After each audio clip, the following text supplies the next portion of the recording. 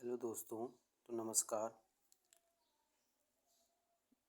मैंने अभी first video बना रहा हूँ। मैं इस वीडियो में आपको कर्नाटक संगीत, जो कि कर्नाटक शैली है, उस शैली में पदम नामक एक गीत शैली होती है, उसके बारे में मैं आपको थोड़ा समझाऊंगा। तो पदम की यह सामग्री मैंने संगीत बोध नामक ग्रंथ से ली है, जो कि बड़ा ही सुलझा हुआ और अच्छा ग्रंथ माना जाता है। इसमें कट टू कट मैटर दिया हुआ है। तो ये जो संगीत बोध है, श्रीधर शरदचंद्र प्रांजपे द्वारा लिखा हुआ है। तो इसमें मैं आपको पदम के बारे में बताऊंगा। मैं बताना चाहता हूँ कि जो हमारा भारतीय संगीत है, सबसे पहले तो थोड़ा बताऊंगा आपको। तो ये दो शैली में बटा हुआ है। एक तो उत्तरी संगीत शैली, जिसे हम भारतीय संगीत शैली भी कहते हैं, तथा एक दक्षिणी संगीत शैली, जिसे हम कर्नाटक संगीत शैली कहते हैं। तो हर शैली में अलग अलग प्रकार के गीत गाए जाते हैं।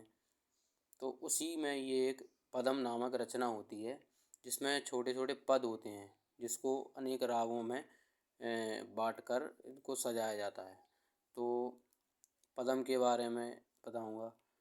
तो जैसा कि कर्नाटक शैली में पता है, कई प्रकार की शैली होती हैं गीतों में: पदम, कीर्तनम, जावली, तिल्लाना आदि। अब इनकी जो समानता है, कहीं ना कहीं उत्तर भारत और दक्षिण भारत में दोनों शैलियों की अलग जो गीत शैलियाँ हैं, उनकी समानता कहीं ना कहीं मेल खाती हैं। तो हम इन्हीं को आज देखेंगे तथा पदम के बारे में समझाएंगे। तो पदम जो है, इसमें लिखा हुआ है कि यह दक्षिणात्य संगीत की विशिष्ट गीत शैली है, जो विलंबित लय और गंभीरता के कारण उत्तरी संगीत के ध्रुपद से समांतर रखती है। तो जैसा कि ये जो पदम है, इसमें इसकी जो लय होती है, यह विलंबित लय में होता है तथा गंभीर प्रकृति का होता है, क्योंकि इसमें गंभीर प्रकृति के रागों में ये सजाए जाते हैं, इसलिए इसमें गंभीरता होती है। इसलिए यहाँ यह जहाँ तक है, कहीं ना कहीं उत्तर संगीत के जो ध्रुपद गीत शैली है, उससे समानता रखती है।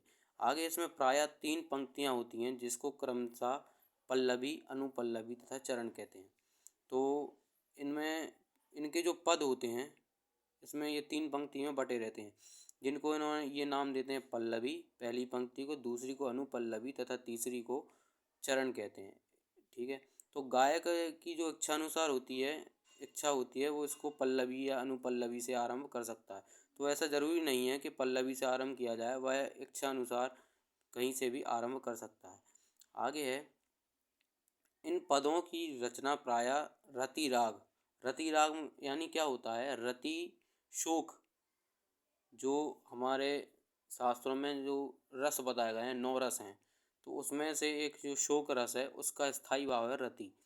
तो यह रति रागों में, मतलब जिन रागों में रति की प्रधानता होती है, शोक की प्रधानता होती है, उन रागों में ज़्यादातर पाई जाती है, क्योंकि इनमें राग विस्तार की काफ़ी गुंजाइश होती है। तो तोड़ी, भैरवी, मुखारी, शाहाना, काम्बोजी आदि जैसे राग हैं, जिसमें ये पद गाए जाते हैं। इसके लिए विलंबित लय में चलने वाले 7 मात्रा के त्रिपुट ताल तथा चाप ताल विशेष उपयुक्त माने जाते हैं। तो ये जो कर्नाटक की सप्तसुलादी ताल हैं, उसमें से एक है त्रिपुट ताल तथा चाप ताल। ये विलंबित ताल हैं, इनमें ये पद अधिकतर ज़्यादा उपयुक्त अच्छे लगते हैं।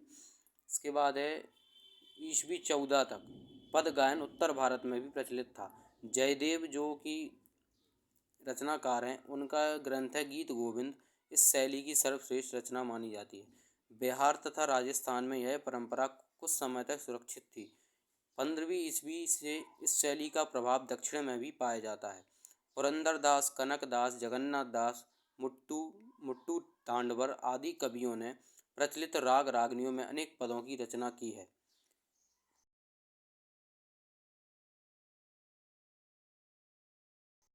आगे है, 17वीं ईस्वी के प्रसिद्ध भक्ति गायक क्षेत्रज्ञ ने इस शैली को सजाया संवारा और राग संगीत में प्रमुख स्थान दिलाया। दक्षिण के इस पंडित ने तेलुगु में हजारों पदों की रचना की, जिनमें नायक नायिका के माध्यम से जीवात्मा तथा परमात्मा के मिलन का वर्णन है। ये जो पद होते हैं, ये शोक रस में, भक्ति रस में तथा नायक नायिका के वर्णनों पर आधारित होते हैं। तंजौर के महाराष्ट्री नरेश शाहजी ने मराठी एवं तेलुगु में अनेक पदों की रचना की। श्रावण कौर के महाराज स्वाति तिरुनाल, जो कि दक्षिण की त्रिमूर्तियों में से एक हैं। स्वाति तिरुनाल 1900 ईस्वी ने भी संस्कृत और तेलुगु एवं मलयालम में कई पदों की रचना की। दक्षिण के धर्मपुरी सुब्बा राय अय्यर ने सुंदर पद के लिए प्रसिद्ध हैं। आगे है, ये गीत भाव प्रधान होते हैं, इसी कारण यह नृत्य तथा अभिनय के लिए पर्याप्त सामग्री उपयुक्त कराते हैं। इसमें धातु मातु अर्थात शब्द एवं स्वर दोनों संतुलन अपेक्षित है। ध्रुपद के समान इसमें लय प्रकार नहीं किए जा सकते, जिससे पद का भाव ही दुर्बोध बन जाए। तो जैसा कि ध्रुपद में लयकारी की जाती है, उस प्रकार इसमें लय कोई काम नहीं होता है। पर यद्यपि रचना तथा गायन शैली की दृष्टि से यह सीधा साधा प्रतीत होता है, परंतु राग रूप के साथ राग भाव की अभिव्यक्ति करना अच्छे से संप्रदाय तथा अच्छी मेहनत की अपेक्षा करता है। भरतनाट्यम नृत्य के साथ ये पद गाए जाते हैं। स्वर जाति तथा वर्णम जैसे द्रुत गीतों के बाद पदम का विलंबित लय के साथ अभिनय पसंद किया जाता है। इसके लिए उन्हीं पदों का चयन किया जाता है जिसमें श्रृंगार संयत हो, स्वकीय नायक नायिका का वर्णन हो। तो आज मैंने आपको पदम के बारे में थोड़ा बताया। आगे मैं ऐसी वीडियो देता रहूँगा आपको, जो कि म्यूज़िक थ्योरी के लिए पर्याप्त सामग्री आपको उपलब्ध कराती रहेगी। तो चलता हूँ। जय हिंद दोस्तों, नमस्कार।